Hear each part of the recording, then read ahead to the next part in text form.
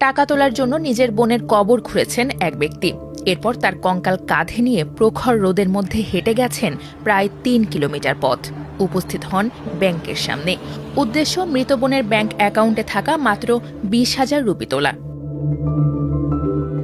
আপাত দৃষ্টিতে তার কাজটি অমানবিক মনে হতে পারে, কিন্তু তিনি এমন কাজ কেন করলেন তা জানতে হলে আপনাকে পুরো ঘটনাটি শুনতে হবে।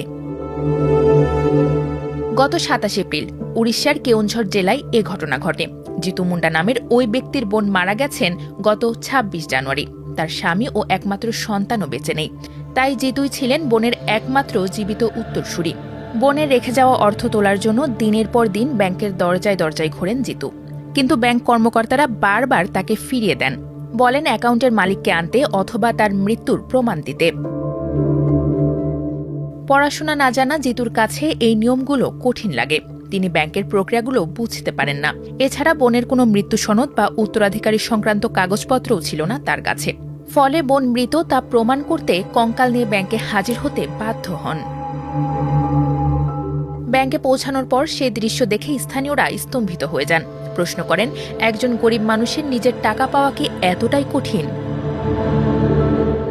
স্থানীয়রা বলছেন, ব্যাংক কর্তৃপক্ষ চাইলে সত্যতা যাচাই করতে পারত বা সরজমিনে তদন্ত করতে পারত, কিন্তু সমবেদনার বদলে কাগজের নথিপত্রই যেন প্রাধান্য পেয়েছে। বর্তমানে পুলিশের তত্ত্বাবধানে কঙ্কালটি আবারও সমাধিস্থ করা হয়েছে। পুলিশ আশ্বাস দিয়েছে, টাকা উদ্ধারে তারা জিতুকে সাহায্য করবে।